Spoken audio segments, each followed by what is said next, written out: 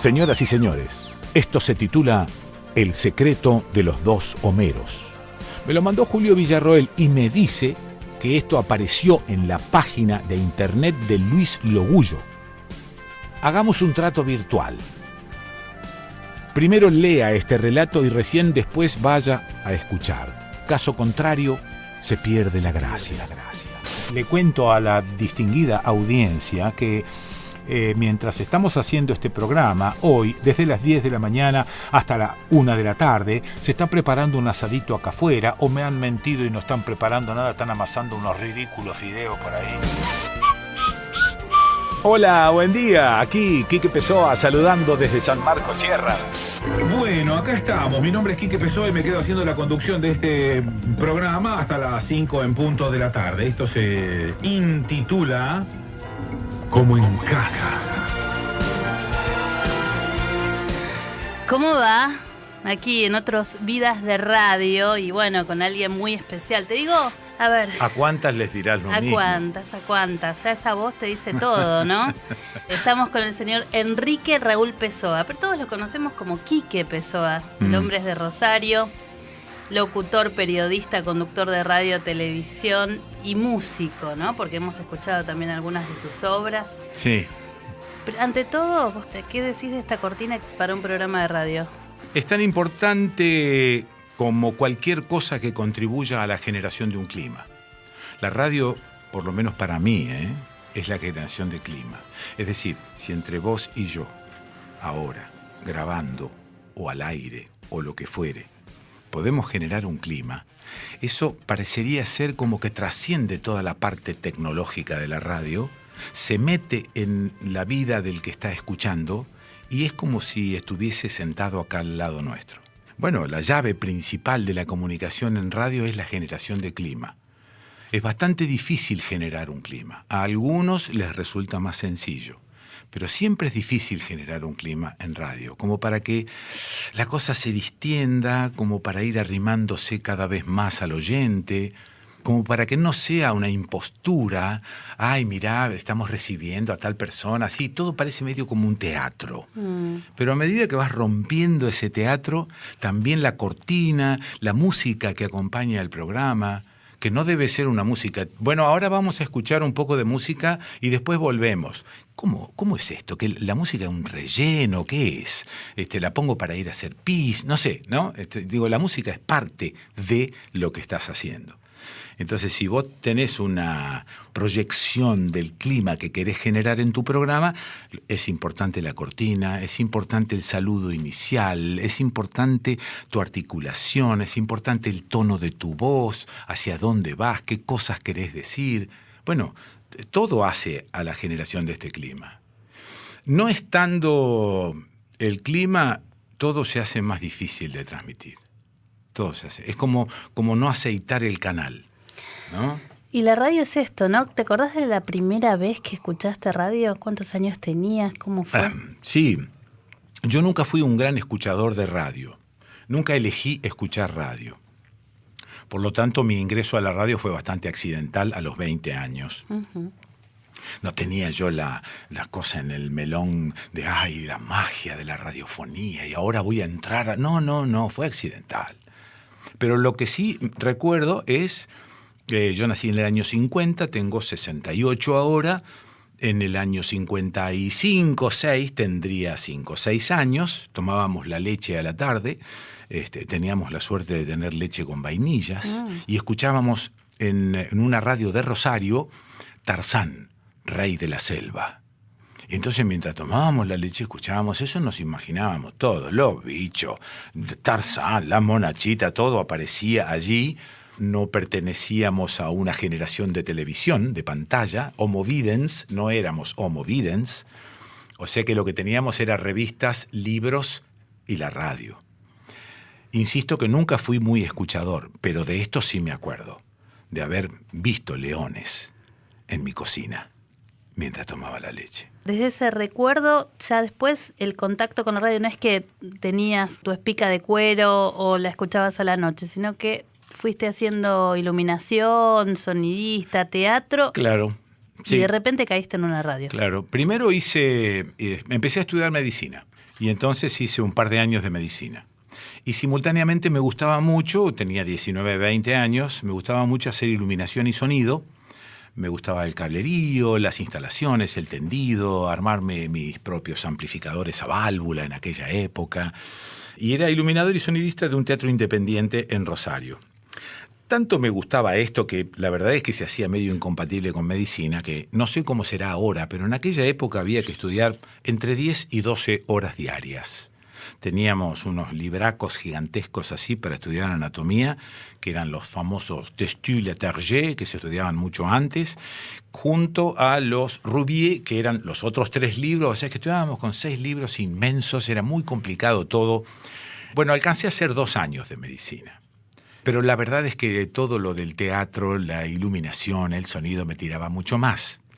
Y simultáneamente con eso, yo estaba haciendo iluminación y sonido en ese teatro y de novio con una de las actrices. Y un día cae un tipito y pregunta a los actores y actrices quién quería trabajar en radio porque estaban reclutando gente para trabajar en una radio de Rosario.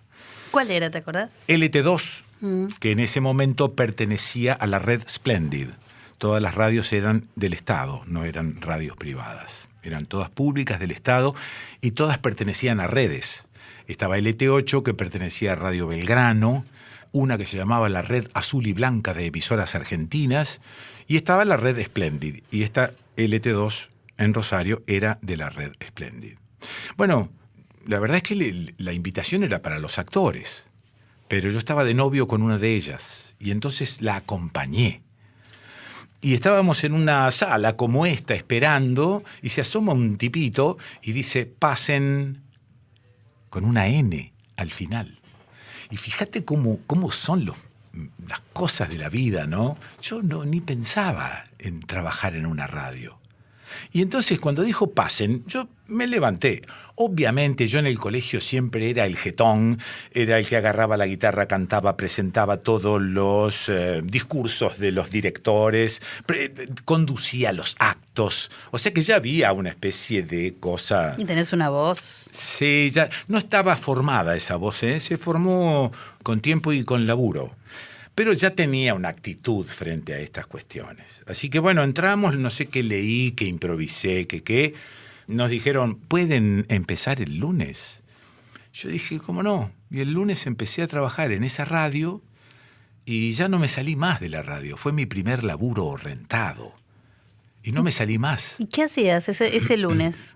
Me daban cosas, la productora del programa me daba cosas, noticias extraordinarias del mundo para que yo las leyese, ¿no? Y a la que era mi novia en ese momento la hacían leer una tanda comercial, suponete. Y así nos fuimos haciendo despacito, con naturalidad, digo, ¿no? No había ningún esfuerzo puesto en esto. Así que, bueno, fue una formación y una autoformación y producto también de la curiosidad, el ir escuchando a los compañeros, el ir viendo cómo era esto. Siempre digo que uno va armando su propio estilo de comunicación en base al latrocinio. Empezás a robar. Yo recuerdo haberlo robado misericordiamente al negro Guerrero Martínez. El negro nos enseñó a nosotros a articular frente a un micrófono, hablar con la velocidad necesaria como para que el que está escuchando pueda entender lo que estás diciendo, el mensaje, cuál es el sentido, el tono de voz, las inflexiones, los silencios, las pausas, cómo inventar una pausa que de alguna manera esté reforzando lo que acabas de decir. Y esa pausa tiene un tempo, no un tiempo, tiene un tempo musical. Vos venís con un tempo determinado, hablando, y en un momento dado, cuando dijiste algo que interese, va una pausa. Pero no más larga que esto que acabo de hacer. Entonces digo, bueno, acá hay algo como para aprender. Y entonces aprendimos del negro Guerrero Martínez. ¿Lo escuchabas en Rosario? Como en misa. Lo escuchaba como en misa el negro. Y yo ya estaba metido en la radio y tratando de elaborar un sistema propio de comunicación, que no es fácil, pero que se hace mirando y copiando y desechando algunas cosas. Después lo copié a Juan Carlos Mareco, Pinocho, otro conductor monumental de nuestra radio también, el uruguayo que tenía la capacidad de armar climas. Esto es, climas. El clima y poder, si se quiere, traspasar, ¿no?, el micrófono, Sí. ser la compañía, ser la Sí. familia. Y muchas veces uno no sabe lo que significa. En el caso de Radio Nacional, que se escucha en todo el país, Sí. ¿no?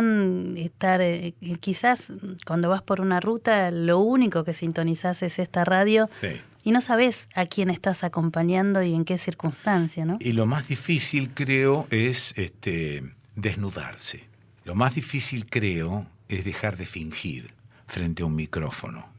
No porque yo vaya a decir las verdades y las cosas que siento. No. Tratar de ser en un micrófono lo más genuino que se pueda. No te digo transparente, pero lo más genuino que se pueda. Porque se advierte del otro lado. El que está escuchando advierte si el mensaje es genuino, si es impostado, si estás macaneando, si lo estás acompañando de verdad y estás sintiendo que hay un tipito en una estación de tren abandonada en la provincia de San Luis y no sé qué hora será, pero todavía hay un poco de sol y la estación está abandonada y yo me la imagino y me imagino ese asiento de maderitas y el tipo con las patas cruzadas y el sol que le pega rasante en la pata y las vías abandonadas, qué lástima, y llenas de yuyitos. Entonces yo me imagino a ese tipo y me estoy dirigiendo también de alguna manera a él.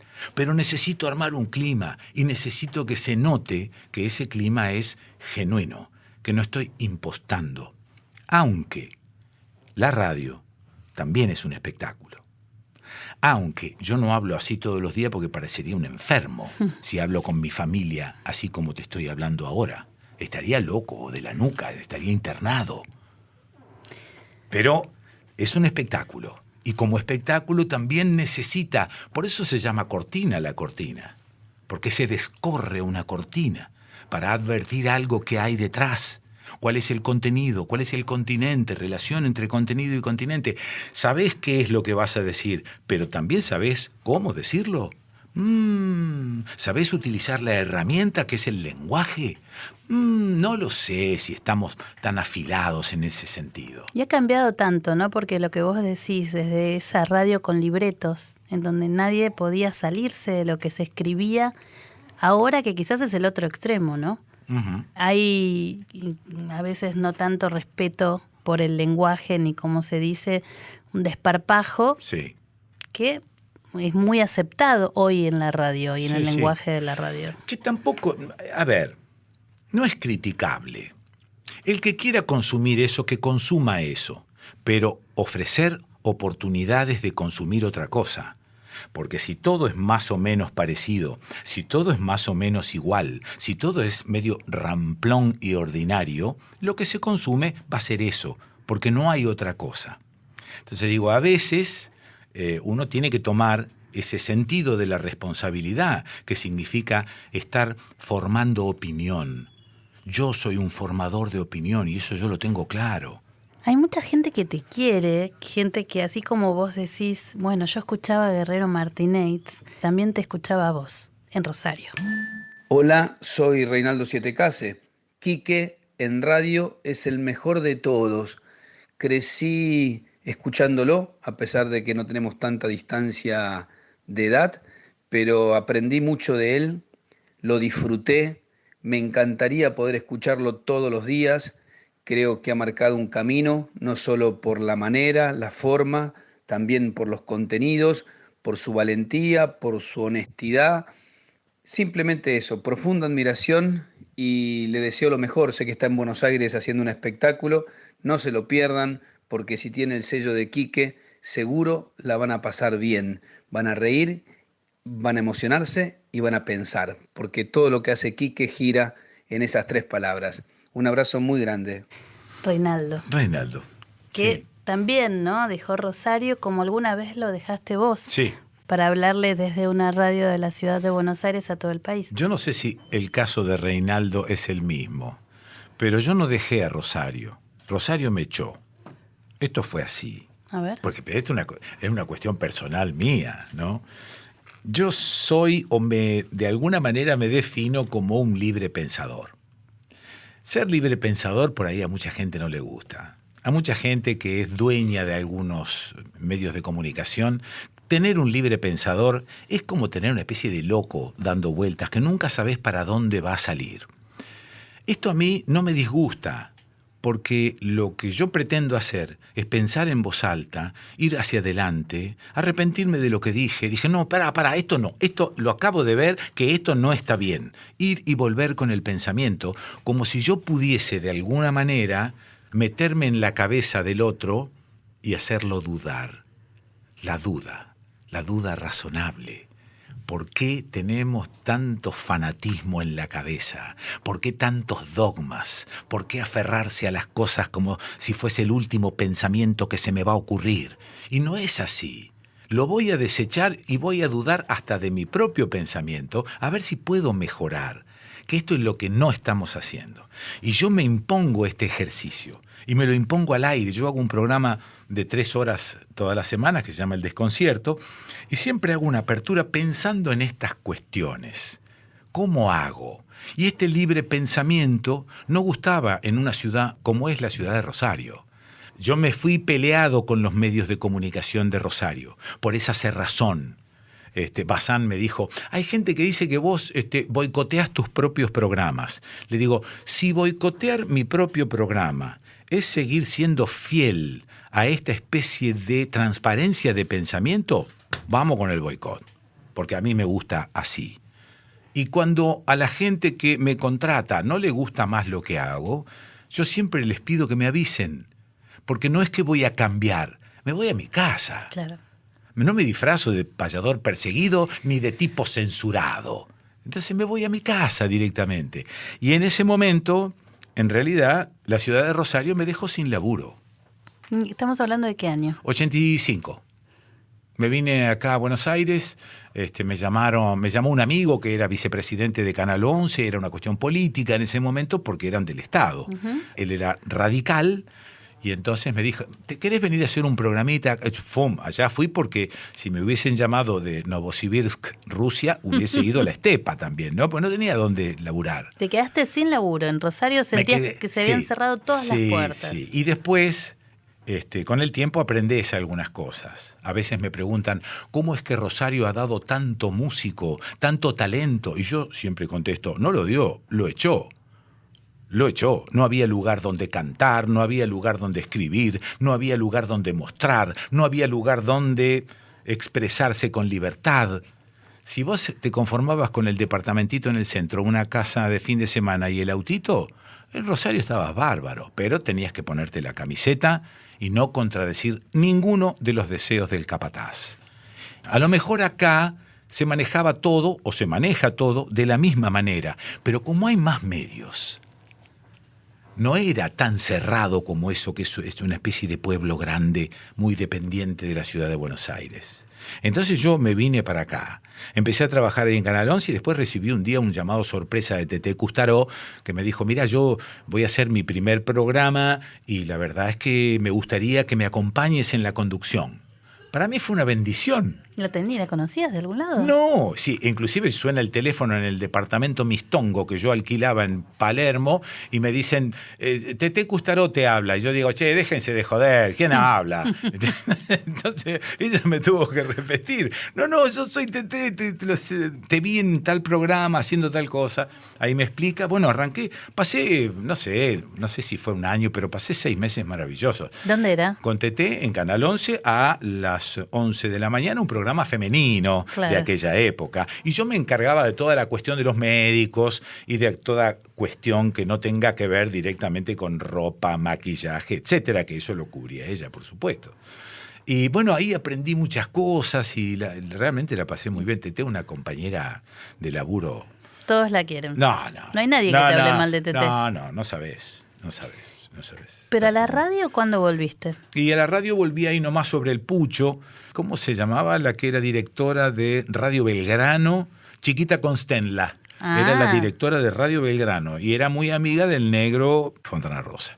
Entonces el negro, teníamos amistad en Rosario, la llama y le dice, che, ahí va Pessoa. En Buenos Aires no lo conocen, pero ustedes no saben lo que empezó el negro cómo era, ¿no?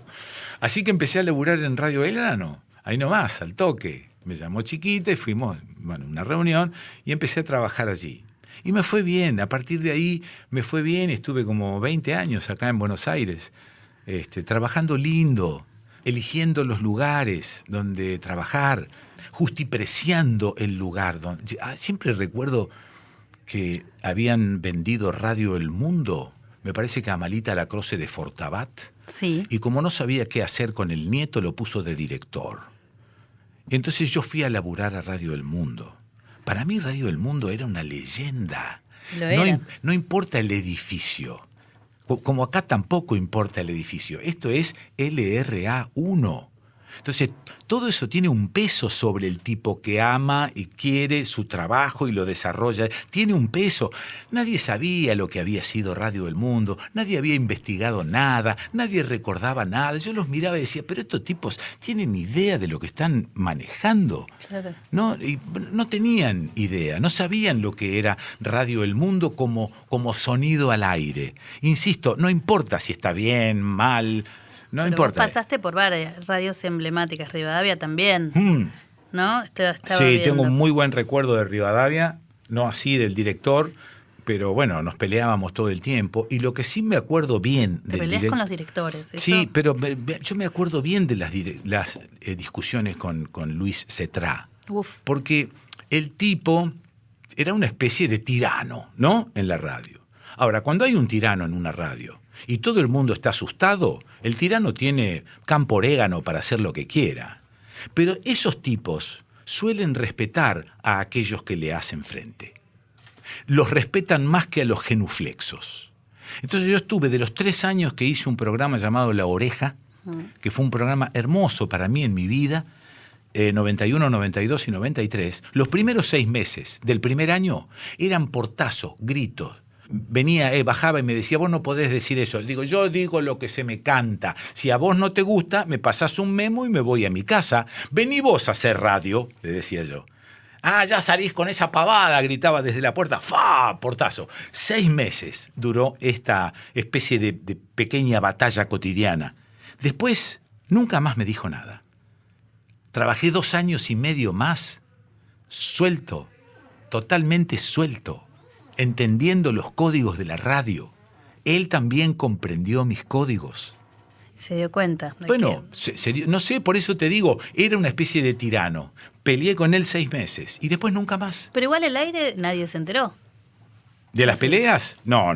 Vamos a hablar un poquito de lo que es el detrás de escena de la radio, la producción y demás, pero vamos a una tanda y volvemos en serio. Esto es Vidas de Radio. ¿Cómo era? ¿Cómo era? ¿Cómo Quique era? Pessoa, acá con nosotros.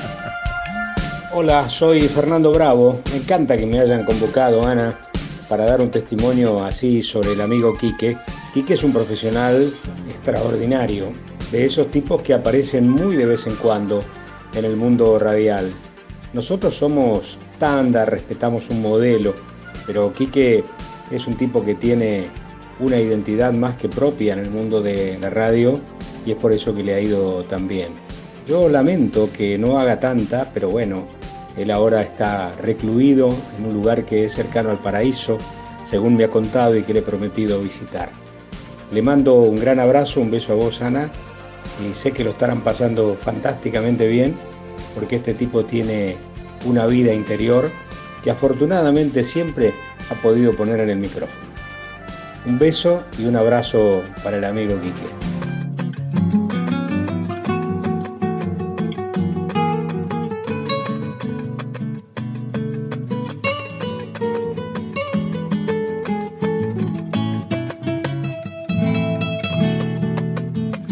¿Qué es esto? esto, Quique Pessoa? Esto es la marcha de Rosario Central, la hicimos con Marcelito Stenta, un guitarrista enorme de la ciudad de Rosario. Es el que siempre acompaña a Jorge van der Mole, otro enorme músico de Rosario.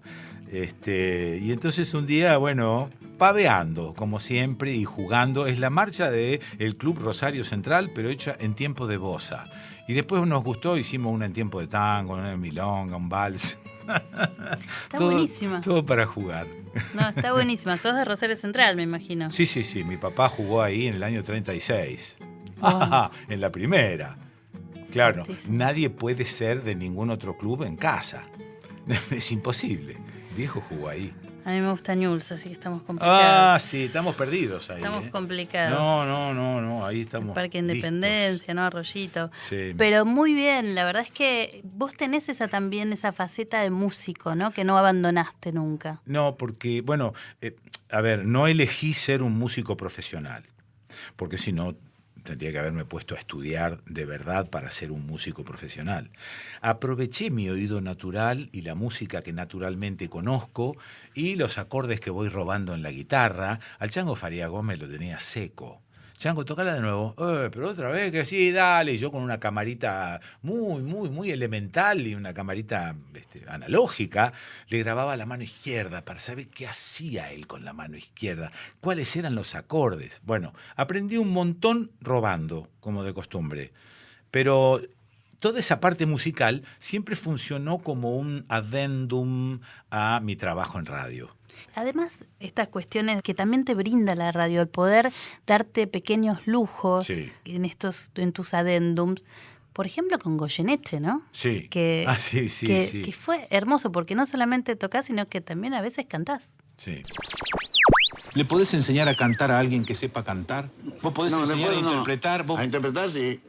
Porque vos recién dijiste, era más blanda que el agua. Que el agua blanda no, que el agua no puede decir, tu boca le gusta. A ver, vamos de nuevo. Era más blanda que el agua, que El agua blanda. Ajá. No vas a decir que el agua blanda, Era más fresca que el río. que el río. ¿Cómo lo Era más separo? fresca que el río. Ah, te quiero. A mí me gustó eso. Ah. Me gustó. ¡Qué lindo! Qué bonito eso, qué bonito, porque venía medio herido el polaco, había tropezado en el ingreso de la radio, le dolía la costilla, se quejaba. Bueno, dije, no va a cantar. Aunque yo le pida que cante, no va a cantar. Estábamos en Rivadavia. Y entonces lo hice entrar con las letras, pues yo tenía un cuadernito con letras y empecé a canturrear. Y él se engancha, ¿viste? Que se engancha y termina cantando él, tratando de explicarme cómo era. Esto que te decía al principio de los climas, ahí se nota que se arma un clima en la conversación, en los temas que se van tocando, que no es una cosa lejana y fría. Y cuesta armar un clima. Siempre me acuerdo del ingreso de la nota con Atahualpa Yupanqui, que la tengo grabadita, la guardo como un tesoro. Charlamos mucho con Atahualpa. Pero a mí no se me ocurrió decirle Don Ata, hacerme el gracioso, el simpático, no, porque sabía que era un viejo cabronazo y muy difícil. Y que si le entrabas mal, te contestaba con monosílabos y a otra cosa mariposa tenías que saludarlo y terminar la nota allí. Entonces yo recuerdo que en ese momento algo pasó dentro mío con el clima y le dije, Atahualpa, yo sé que usted tiene unos caballitos en Cerro Colorado y que los quiere mucho. ¿Qué pelajes tienen esos animales? Listo, Ana. Listo. Era como tener una llave de un cofre. Cuando vos sabés cómo entrar en una entrevista, es como tener una llave de un cofre. O tenés la llave correcta o no lo abrís. En ese momento yo podría haberme ido y el viejo seguir hablando 2 horas de los pelajes de los caballos. Claro. ¿Y eso lo sentís? ¿Eso no se enseña, no se aprende? No, eso no se aprende, pero se puede explicar. Fíjate este ejemplo que te di, ¿no? Tener cuidado con cómo se le entra al entrevistado. Ahí es cuando aparece la falta de producción. Cuando no tenés producción, no sabés qué hacer con el entrevistado. Es fundamental la producción, porque mientras vos repasás antes de la entrevista, vos te das cuenta dónde está la apertura, la puertita entreabierta. Vos te das cuenta de eso. Siempre lo recuerdo a Pinocho en un programa que hacía Juan Carlos Mareco por televisión que se llamaba Cordialmente. Sí. Invitaba a un político. ¿Cómo te crees que llegaba el político? El político llegaba con su traje impecable, peinado, pero aparte llegaba todo como galvanizado para protegerse de las preguntas o de las supuestas preguntas y de sus propios nervios que no lo traicionen. Llegaba el tipo hecho un almidón. Y le cebaba un mate y antes de iniciar la conversación lo miraba y le decía, ¿cómo le va, doctor? ¿Y esa corbata? Listo, hermana, se terminó. Ya estaba. El tipo se miraba la corbata y vos veías cómo se le iban cayendo las chapas, cómo se iba desarmando. Y entonces, esta corbata me la regaló mi suegra. ¿Y qué tal la suegra? Empezaba por ahí, empezaba abriendo una puerta y armando un clima. Esto sí se puede explicar. Esto sí yo lo cuento cuando me invitan a dar una charla sobre radio, sobre lo que cuerno sea. Bueno, yo cuento estas cosas porque son llaves. Claro que no vas a tener el mismo político, pero sí vas a tener en tu cabeza el listado que te hace la producción y a este le entro por este lado. El productor, el operador, ¿no? Que es ese compañero que... Tienen que estar todos atentos y laburando. Yo he trabajado con operadores que miran para otro lado. ¿Cómo haces para laburar con esos? Complicado. Es complicado, pero también tenés que saber ganártelo al operador. Porque no te olvides que nosotros hacemos aire y hay alguna fantasía en todas las personas de hacer aire. Hasta en el último productor hay una fantasía de hacer un poco de aire. Que por supuesto te dicen, no, yo estoy bien con mi trabajo, está todo bárbaro, pero siempre hay una fantasía. A mí me están pidiendo del otro lado. Ajá. Quieren hacer aire, quieren pasar. ¿Has visto? No, ¿Viste? bueno, pero digo, ¿cómo haces con eso? ¿Los despreciás? No, vos tenés que trabajar con ellos. Es absolutamente indisoluble. No podés permitir de ninguna manera que un operador esté trabajando sin pensar en lo que está haciendo con vos. No podés, no se puede, no hay alternativa con Y si eso. se aburre el operador, quiere decir que se están aburriendo todos del Seguramente, otro lado. por eso le acabo de encajar una trompada a esto para que se le muevan los búmetros, ¿no? Y se desesperen. Al Se le- micrófono Claro. le pegó un poquito. Hablemos de las nuevas tecnologías, porque vos ahora estás haciendo radio por streaming, ¿no? Sí, hace como 12 años que hago streaming. Un montón. Claro. Un montón, Ya, no ahora. No, claro, porque se cree que esto es una nueva tecnología. Pero hace 12 años también existía esto. Y yo tenía en San Marcos Sierras una muy elemental conexión a Internet. Y sin embargo empecé haciendo streaming para Radio Nacional Córdoba. Hice un programa que se llamaba El Desconcierto del Domingo. Tal Empecé cual. haciendo eso. Porque fue una elección de vida irte a vivir a donde fuiste, Sí, donde sí. te fuiste a vivir Sí, porque querías sí, irte. Sí. Y me llevé todo conmigo porque yo tengo estudio de grabación y tengo mis micrófonos y consolas y yo soy mi propio operador y yo trabajo y a mí me gusta armarme mis racks y me gusta armarme mis ruteos de señales y hago mis mesas y bueno, me gusta toda la parte manual y técnica de la radio. Pero convengamos que cada vez esto es más frenético y los cambios son realmente rápidos. Desde cuando empezaste a hacer radio, que alguien levantaba los mensajes Sí. en un teléfono fijo, ahora que si quisieras, ya el conductor no solamente mira al operador, sino también a la pantalla de la computadora. Sí. Leía que en el 92 vos llevaste una computadora a un estudio y todos te miraban. Sí, como si fuese un marciano. Sí, era una cosa de marcianos. Porque inclusive hoy estuve un rato dándole un abrazo que todavía siento acá a Héctor Larrea, A ¿no? San Martín. Sí, le di un abrazo que... Bueno, yo me acuerdo que Larrea trabajaba en Radio Rivadavia haciendo la mañana. Y cuando se va el viejo Carrizo, porque no sé por qué se va, me buscaron a mí, que yo había estado jetoneando, ¿no? Yo quiero hacer la radio porque esta es la Radio Rivadavia y porque no sé qué cosa. Mientras tanto estaba trabajando en la FM de Rivadavia. Y jetoneé tanto que cuando se va Carrizo, me van a buscar a casa. Me dicen, che, la tarde está libre. ¿Querés? Me temblaban las rodillas, por supuesto, ¿no? Bueno, y fui. Y fui y puse una compu, pero simplemente la compu era una pantalla con un teclado, la pantalla partida al medio, donde yo escribía y había otro teclado y otra pantalla en la producción, en lugar de correr con papelitos. La producción me escribía en el lado derecho de la pantalla y yo contestaba si había que contestar y si no, no. Acataba lo que me estaban diciendo. Y esto era muy práctico. Bueno, Héctor no pudo usarlo, no pudo usar eso. Llamas de Madariaga tampoco pudo usar eso en aquella época. Como que no se entendió que esto era no solamente útil, sino que era parte de todo un avance que se estaba viniendo. Claro, no había internet en el 92 todavía. No había internet, era una intranet, es decir, entre dos pantallas y dos teclados. La pantalla partida al medio, más sencillo no puede ser. Era como un escritor de cartelitos. Claro. Simplemente. Pero de todas maneras, ¿cómo cambió eso tan rápidamente? Sí. Porque hoy tenés cualquier cosa que estás diciendo es cuestionada al segundo, o hay interacción para bien.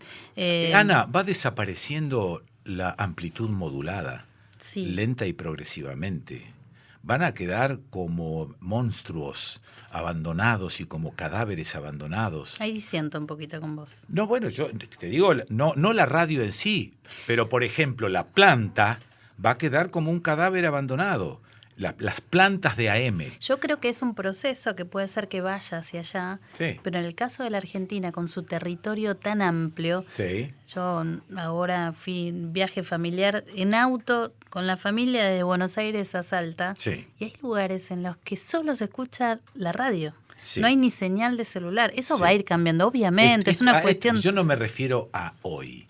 Digo, con el tiempo, si no entendemos que las señales, tal y cual la conocemos hoy en día, irán desapareciendo y transformándose, no vamos a poder enfrentar lo que se viene.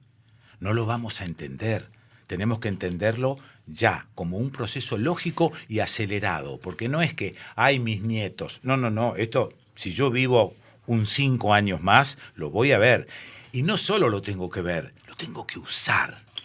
Tengo que entender que lo tengo que usar y no aferrarme. No, lo que pasa es que la radio antes, vos no sabés lo que... Bueno, la radio antes era una cosa y la gente era distinta y el entorno para escuchar radio era diferente y existían los aparatos de radio por doquier. Ya no existen los aparatos de radio por doquier, con lo cual eso ha ido desapareciendo. No, de hecho, no sé cómo escuchás radio. En el caso de Radio Nacional hicimos acuerdos con los proveedores de cable y de DirecTV y Claro. Cablevisión, Bueno. entonces la escuchás sin interferencias y cuando vas al laburo la gente escucha radio en la computadora. Exactamente, a esto quiero llegar. Que una planta transmisora monstruosa ya no es más necesario para montar una emisora. Me dice el productor, Sí, Charlie sí. Zuboski, pero él habló de la radio Galena, escuchá. Esto es una radio galena y te diría que esta es una radio ya bastante perfeccionada. En aquella época también se podía hacer su propia radio galena con sus propios elementos. La radio galena necesitaba muy pocas cosas. No lleva pilas, no se enchufa a ninguna parte. Funciona con la nada, simplemente con una energía que anda dando vueltas por allí y que esto capta. ¿Y ahora? No sé, eso era magia pura. Imagínate, estamos hablando de 100 años atrás. Era magia. Era increíble poder ponerte lo que llamaban teléfonos, ahora llamamos auriculares. Eran teléfonos, así lo llamaban. Se calzaban los teléfonos y escuchaban radio. Era una cosa inconcebible. Bueno, yo siempre cuento también, en una casa que teníamos en el campo, había una radio en Rosario que se llamaba LT3, Radio Cerealista de Rosario, y teníamos la casa en el campo. Mi viejo había hecho construir un galpón grande. En aquel tiempo no se cosechaba a granel el trigo, sino que se lo embolsaba. Las cortitrillas tenían mucha gente alrededor dando vueltas, trabajando, y se armaban bolsas de trigo que se tiraban al campo, después se cargaban en una chata y se llevaban. Y se armaba la parva de bolsas adentro del galpón.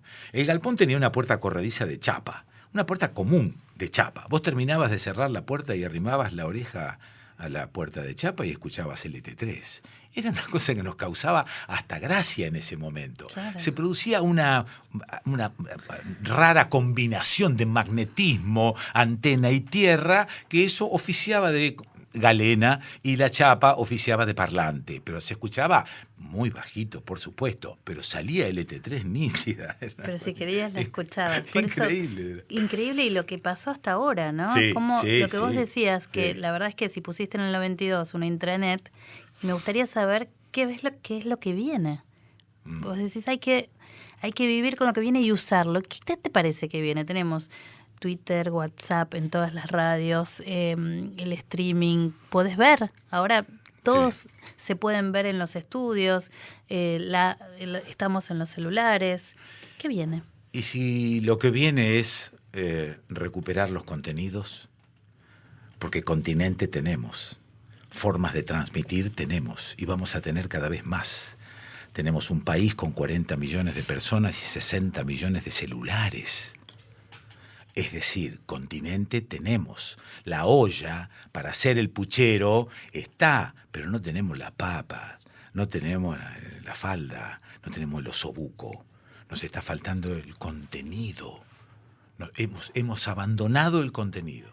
Porque lo que creo que también que hemos abandonado es la necesidad de pensar, que es algo que yo hago mucho hincapié en mi programa o cuando voy a dar una charla. Siempre vuelvo al pensamiento, siempre vuelvo a la lectura de gente que pensó antes que nosotros. Siempre vuelvo a la generación de albedrío, de pensamiento independiente, que no necesita la palabra libre albedrío, porque ya de por sí albedrío es pensamiento independiente. A la generación de esto, a ver cómo hacemos para mejorar nuestro sistema educativo, pero criticándolo a fondo. Ana, yo tengo una hija de 18 años que ahora está de viaje y que acaba de terminar el secundario. El año pasado estaba estudiando en el colegio normal de Cruz del Eje, pero esto pasa en todos lados. Las mismas cosas que yo estudié hace 50 años atrás. ¿No pasó nada? Me pregunto a veces. ¿Qué es lo que sucede? ¿Es accidental que esté estancada de esa manera la educación? No es accidental. Para nada es accidental. Yo no soy creyente y entonces por eso soy medio zurdito y entonces por eso puedo decir estas cosas. La Iglesia tiene en sus manos la educación de este país desde siempre. Y si hay alguien que quiere que nada cambie, es la Iglesia. Fíjate lo que pasó con el tema del aborto. Estamos de acuerdo. Bueno, entonces digo, vamos a pensar de nuevo en estas cosas. Basta de insultar al maestro. El maestro se ha criado en lo mismo. El maestro es una víctima también de este sistema. Nosotros somos los que tenemos que reaccionar. Tenemos que pensar un poco más en nosotros, en nuestro sentido de la autocrítica. ¿Qué no hicimos? ¿Qué dejamos pasar? ¿Por qué criticamos tanto la educación y mandamos los pibes a la escuela? ¿Qué clase de esquizofrenia es esta? Algo nos está pasando. Y digo, bueno, ¿no será que lo que sigue mientras la ciencia sigue avanzando inexorablemente y cada vez más rápido en todos los sistemas, nosotros tendríamos que empezar a apurarnos en los contenidos? ¿No será que el futuro nuestro es generar nuevamente contenidos? Así solo sea, che, ¿te pusiste a pensar en tal cosa? Y vos decís que la radio tiene su rol fundamental en difundir o ayudar a hacer pensar. Sí, fundamental. Porque estamos llenos de sistemas de difusión. Hay miles, decenas de sistemas de difusión y va a haber más todavía de posibilidad de llegadas. Hay un cuento que leí hace muy poco tiempo donde en un pueblo un tipo que tenía una mueblería inventa una pastilla que te hace reproducir un aviso comercial en la cabeza si te tomas la pastilla. Entonces la gente, hay un tipo que va por la calle repartiendo pastillas a todo el mundo. Y a todo el mundo le empieza a resonar en la cabeza el aviso comercial de esta mueblería. No importa cómo sigue ni cómo termina el cuento. Pero te digo, sistemas, hay decenas. El tema es que volvamos a pensar. El tema es que volvamos a generar modelos. Y que si no los tenemos hoy en día, los busquemos en alguna parte. los construyamos un modelo al que queremos llegar, volvamos a una utopía. Estamos descansando en todo lo que dicen los medios de comunicación, incluido este. Estamos descansando en lo que el medio te indica. ¿Por qué todo el mundo se llena la boca diciendo, bueno, ahora este gobierno ganó porque maneja muy bien las redes? ¿Y vos te pusiste a pensar en lo que eso significa? Vamos a suponer que sea cierto. Significa que sos un imbécil, que una simple red te maneja. Estás aceptando tu imbecilidad, de que la simple red te está manejando tu futuro, tu presente, tus hijos, todo. Volvamos a pensar. Basta de echar culpas afuera. Basta de señalar los culpables en otra parte. Volvamos al pensamiento. Hay gente que ha escrito muchas cosas. No leemos más. No leemos más. Escuchamos lo que dice el Gordo Lanata o lo que dice Víctor Hugo Morales y creemos que esas son las verdades que hay que seguir de a puño. Creemos que son ellos los que tienen esta verdad y nosotros somos los dogmáticos que seguimos para un lado y para el otro. En mi casa he presenciado discusiones entre amigos. 4 amigos de este lado defendiendo algo que había dicho el Gordo Lanata. 4 amigos de este lado defendiendo algo que había dicho Víctor Hugo Morales. Pegué un palmazo en la mesa y dije, no pueden ser tan imbéciles. Discutan de otras cosas. No pueden ser esos dos tipos, que pueden ser respetables o no, no me importa, el referente para el pensamiento y la discusión. Entonces yo me enojo con esto. Pero me enojo mucho. No, nos damos cuenta. No, yo me enojo con esto porque me escucho. Me enojo porque a mí me pasa. Porque yo me incluyo en esto, en este cuerpo social. Insisto, ya no vale decir no lo voté. No me puedo salvar solo. Nadie Tenemos se puede salvar que volver solo. a armar la red del cuerpo social. Tenemos las redes suficientes como para hacerlo. Pero te tengo que incorporar a vos en mi vida. Te tengo que escuchar para ver qué me vas a decir y encima correr el riesgo de que lo que vos me digas sea más razonable y más inteligente que la estupidez que vengo pensando hace 20 años y que no cambio para no salir de esa zona de confort. ¿Qué es la radio para vos, para terminar? Me interesa saber, si tuvieras que definir, ¿qué es la radio? Como decía Núñez Cortés en un sketch de Lelutier, yo era un infeliz. Arranco así, porque yo era una persona que vivía para mí solo. Mientras trabajé en la ciudad de Rosario, era un tipo sumamente famoso, me invitaban a todas partes, jamás pagué en un cine, en un restaurante, nunca pagaba en ninguna parte, era un tipo conocidísimo en Rosario. Y la verdad es que vivía para mí.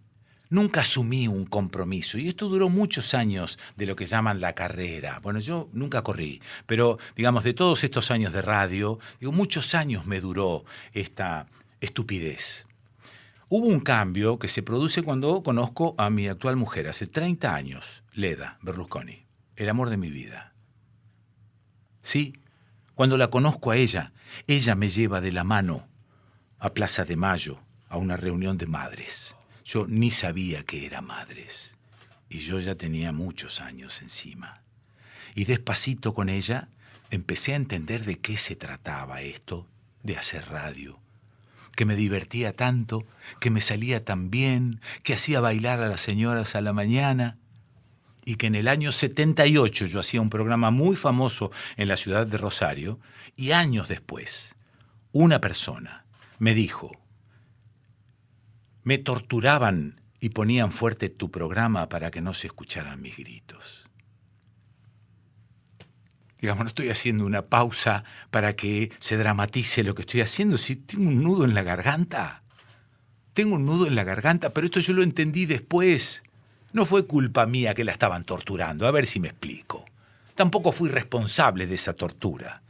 Pero es muy duro darte cuenta en un momento dado que esto estaba en Fray Luis Beltrán, que era un centro de detención y tortura, año 78, y yo a los gritos divirtiendo a todo el mundo a la mañana por radio. No me hago cuestiones ni me clavo puñales con esto, porque yo era un imbécil, básicamente. O como dijo Núñez Cortés, yo era un infeliz. Después aprendí, y menos mal que aprendí. Ahora soy muy amigo de Nora Cortiñas. Y si tengo yo un referente en mi vida, es mi papá por un lado, por algunas otras razones, y Nora Cortiñas. Ese es el referente que yo tengo. Quizá la pueda ver ahora en estos días. Nora Cortiñas me dijo a mí, Quique, cuando vos veas que yo estoy torciendo el rumbo, avísame, ¿eh? Ella a mí, ¿me entendés? Ella a mí. Si alguien puede torcer el rumbo soy yo, no ella. Ella a mí. Así que bueno, fui aprendiendo a comprometerme con lo que tengo que hacer y con lo que tengo que decir, y a comprometerme, vos me preguntás qué es la radio. Exacto. Me da la posibilidad de compartir estas dudas que tengo. Me da la posibilidad de tener la sensación de que alguien esté escuchando y esté abriendo su melón conmigo, no porque esté yo arriba de una tarima abriendo un melón. No, es horizontal. Tengo que incorporar al otro y el otro que ojalá me incorpore a mí. Con razón, sin razón, discutiendo, mirá lo que dice este pavo, lo que sea, lo que sea. Pero tratar de alguna manera de que esto sea de ida y vuelta. El famoso feedback, que se produzca pero de verdad. No, ni siquiera por una llamada telefónica, ni siquiera por un mail. No, por un WhatsApp. No necesito eso. Yo sé que lo que estoy haciendo de alguna manera está llegando. Por eso aquel que está con la cámara está escuchando con cierto interés. Por eso este que está con la cámara de fotografía también está escuchando con cierto interés. No porque lo que yo diga es fantástico, sino porque son cosas que ellos también piensan. O te hacen pensar.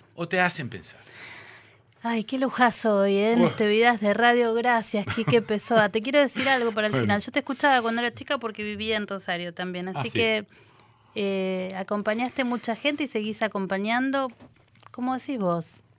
Por diferentes vías. Vamos. Continentes hay, me quedo con eso. Sí. Continentes hay. Sobran, pero Sí. faltan contenidos. Sí, dale. ¿Estamos de acuerdo? Sí, de acuerdo. Señoras y señores, Quique Pessoa pasó por este Vidas de Radio. Qué linda noche, ¿no? Qué lindo escucharlo y qué lindo pensar. Diferente también. Quizás diferente a lo que No vos importa. acabas de decir. No importa.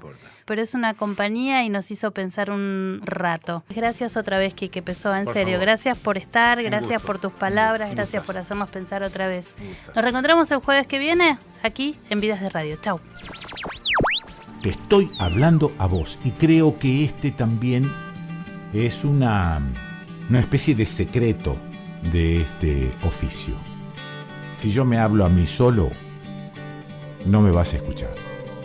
Si yo me apuro para decir las cosas y no establezco algunas pausas, tampoco me vas a escuchar o tampoco me vas a entender. Porque la comunicación, por ahí pienso, no es más o menos comunicada. O te comunicás o no. Fíjate vos que yo hablo parecido a él, porque me ha quedado un resto de copia. Y me he quedado con ese resto de copia porque me interesó y porque creo que es, por lo menos en mi caso, la base de una buena comunicación. Relación entre contenido y continente. ¿Qué te digo? ¿Y cómo te lo digo?